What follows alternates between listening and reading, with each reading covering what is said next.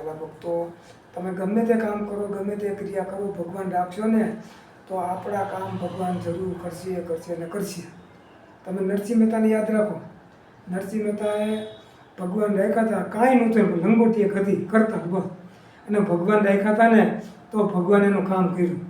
અને ઇતિહાસ પણ એ તો જાણીતો છે ને, નરસિંહ મહેતાએ કુંવરબાઈનું મામેરું પૂર્યું, કાંઈ નહોતું, છતાં પણ ભગવાને એનું કામ કરવું પડ્યું કે ભગવાન ખુદ જઈ અને એનું મામેરું પૂરી. કોઈ કે નરસિંહ મહેતાને કીધું કે તમારી પાસે મહેતાજી સંપત્તિ છે કેટલી, તેમાં આટલું બધું કુંવરબાઈનું મામેરું કર્યું, તમે રૂપિયા કાઢ્યા કે તમે કમાતા તો નથી. ત્યારે નરસિંહ મહેતા ખાલી એટલું જ બોલ્યા હતા, એ ઘર તમારું ગોપી ચંદન અને તુલસી મારે એમનો હાર, સાચું નાણું મારે આ સાંભળો,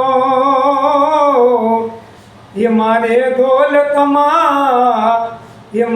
દોલતમાં ઝાંઝને પખાજરે, સાંભળા ગીરધારી મારી ઊંડી સાંભળિયાને હાથ રે, સાંભળા ગીરધારી. ત્યારે નરસિંહ મહેતા એટલું જ બોલ્યા કે મારી પાસે કાંઈ છે, એની પાસે આટલું છે.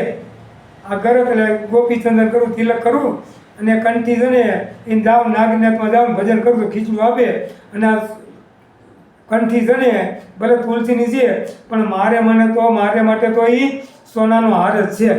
અને ભગવાનજી મારા રૂપિયા છે બસ, પછી ક્યાં એ બધું કરે છે, હું તો કંઈ કરતો નથી. એમ આપણે જો પણ ભગવાન પર બધી ઢોળી દેશું ને તો જેમ નરસિંહ મહેતાનું કામ કર્યું ને એમ ભગવાન પણ આપણું કામ કરશે ને કરશે, 100% કરશે. પણ હું પણ મૂકીને ભગવાન ઉપર નાખવાનું. આ જો વિડીયો તમને ગમ્યો હોય ને તો લાઈક કરજો, શેર કરજો, અને કદાચ જો પછી ન દેખાય તો નીચે બ્લુ કલરની લાઈન લખેલી છે એ દબાવશો ને એટલે વિડીયો તમને મળી જશે.